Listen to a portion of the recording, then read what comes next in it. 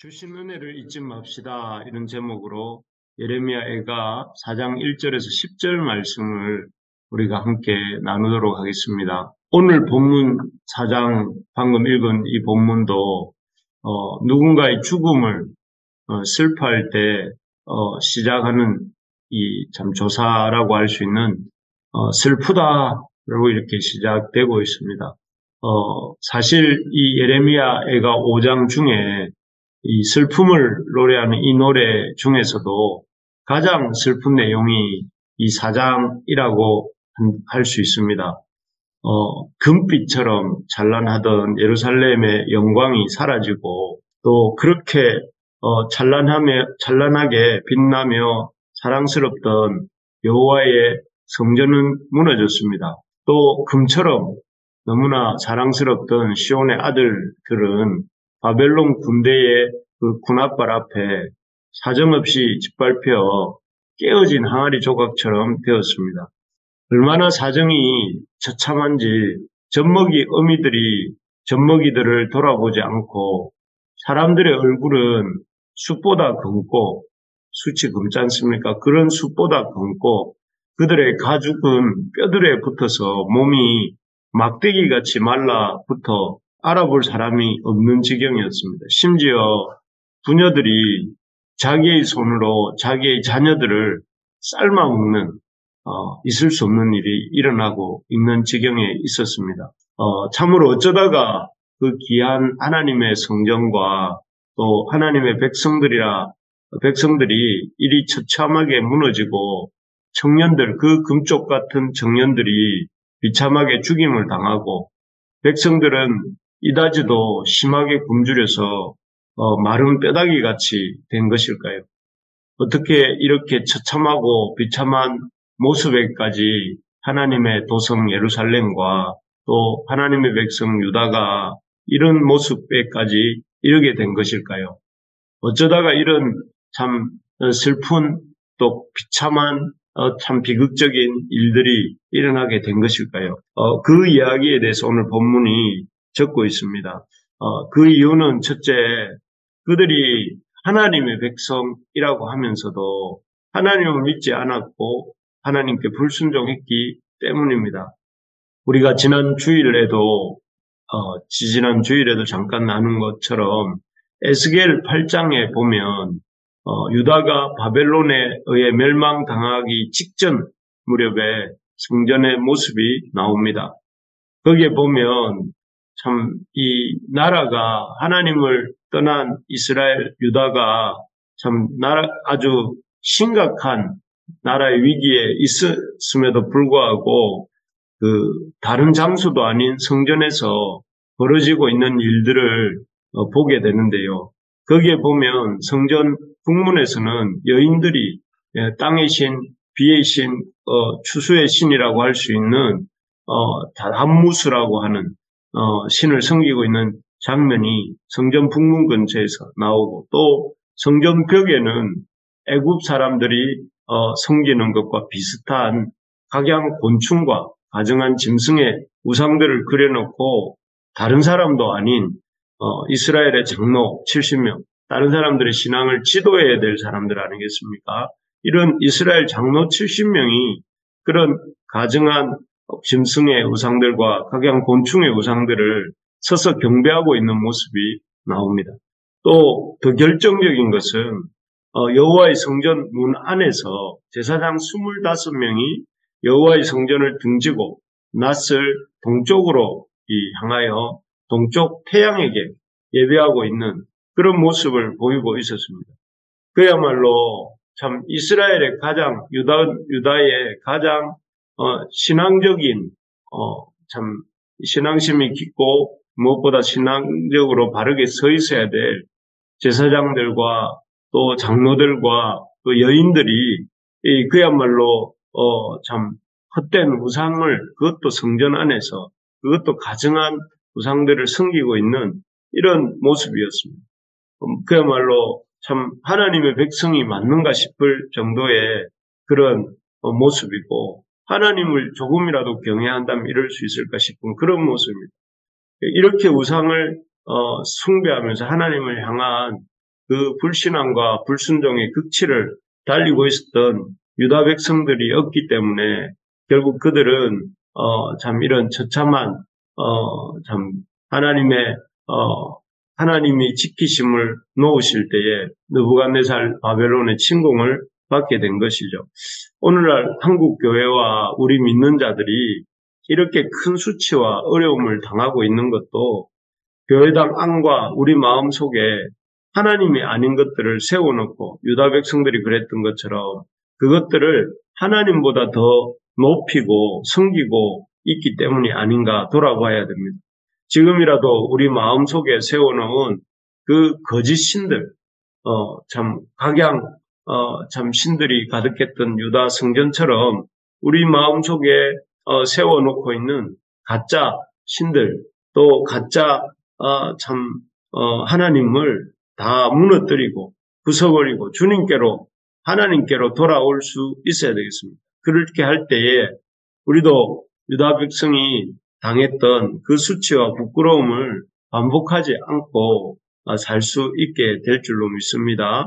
그래서 우리가 하나님의 백성이면서도 하나님을 믿지 않고 하나님 앞에 불순종할 때에 헛된 우상을 섬길 때에 그 헛된 우상이 주는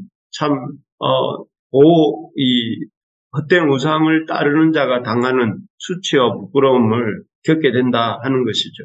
두 번째로 이렇게 유다가 우상을 섬기다가 비참하고 처참한 수치를 당한 이유는 그들이 하나님의 은혜를 잊어버렸기 때문에 그렇습니다. 사실 유다 백성이 애굽에서 나올 당시만 해도 바로에게 학대를 당하고 소멸 직전 상태였지 않습니까?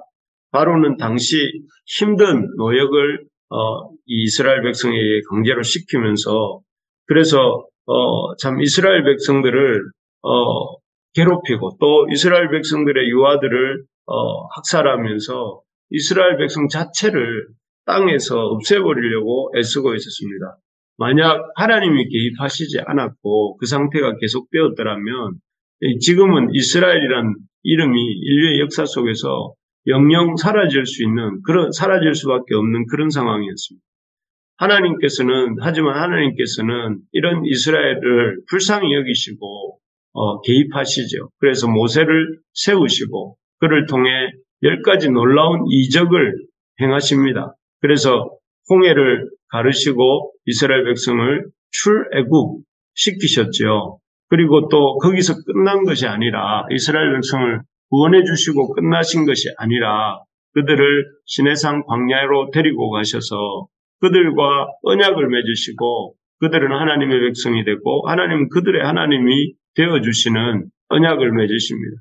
그리고 그 후에 이스라엘 백성들을 가나안으로 들이신 후에 놀랍게 축복하셔서 가나안을 정복하고 또 다윗과 솔로몬으로 이어지는 왕국을 세우도록 하셨습니다. 그리고 그래서 이 다윗 왕국은 큰 번성과 영광을 누리죠. 얼마나 번성하고 영광을 누렸는지 주변 모든 나라들이 이 다윗 왕국과 솔로몬 왕국을 참 존경하고 또 공물을 갖다 바치고 또 찾아와서 영광을 돌리는 그런 복을 받게 됩니다. 그래서 아까 우리가 읽었던 참 표현해 보면 백성들이 순금처럼 반짝인다. 또 이런 순금에 비할 만큼 보배로운 시온 이런 식으로 참 큰 영광을 보잘것없었던 백성들에서 이 놀라운 순금의 영광에 비견할 만한 그런 나라로 삼아주신 것입니다. 그래서 이 구절에 보면 몸이 젖보다 희고 산호들보다 붉고 그 윤택함은 갈아서 빛낸 청옥 같다. 이런 표현이 7절에 나옵니다. 그 정도로 참 금처럼 빛나고 아주 이 젖보다 희고 윤택함이 이 갈아 빛낸 청옥 같을 정도로 반짝반짝 하는 나라가 바로 유다, 이 이스라엘 나라였습니다. 그렇지만 이런 모든 하나님의 크신 은혜, 정말 보잘것없는 먼지 같은 존재에서 정말 금보다 더 귀한 그런 존재로 삼아주셨는데도 불구하고 이스라엘 백성이, 유다 백성이 교만하여서 이 하나님을 버리고 우상을 섬기고 말았던 것이죠. 한마디로 하나님의 은혜를 잊어버리고 감사하기를 잊어버린 것입니다. 그렇습니다. 신앙은 참 이런 하나님이 베풀어 주신 은혜를 기억하는 것, 기억하고 잊어버리지 않는 것이 신앙입니다. 하나님의 베풀어 주신 은혜를 잊어버리고 참 감사할 줄 모를 때 거기서부터 우리 삶의 모든 문제가 시작이 됩니다. 우리가 이 은혜를 참 잊어버리는 어리석은 자가 되지 않기를 소망합니다. 그래서 우리가 날마다 우리 일상의 삶 속에서 하나님이 베풀어 주셨던 그 은혜, 또 하나님이 우리에게 주신 그 놀라운 구원의 참 기쁨, 감사, 또 그리고 우리를 여기까지 하나님의 자녀로 삼아 주시기까지 하신 그 놀라운 주님의 그 은혜를 기억하고 감사할 줄 아는 우리 모든 부르심의 가족들 되기를 소망합니다. 그래서 우리가 이러한 하나님의 놀라운 은혜를 붙들고 달려갈 수 있기를 그래서 그런 오늘 하루가 되기를 소망합니다. 마지막으로 유다 백성이 이렇게 우상을 섬기다가 비참하고 처참한 수치를 당하고 있는 이유는 그들이 참 첫째는 그 하나님을 믿지 않았기 때문이고, 두 번째는 그 은혜를 잊어버렸다면은 이 세 번째는 거룩하게 살지 않았기 때문이다 하는 것입니다. 6절을 제가 읽어드리겠습니다. 전에 소돔이 사람의 손을 대지 아니하였는데도 순식간에 무너지더니 이제는 내 백성의 죄가 소돔의 죄악보다 크도다. 여기 이렇게 되어 있습니다. 여기 보면 유다 백성의 죄가 소돔의 죄악보다 무겁다 이렇게 합니다. 소돔이 망한 이유가 무엇이죠?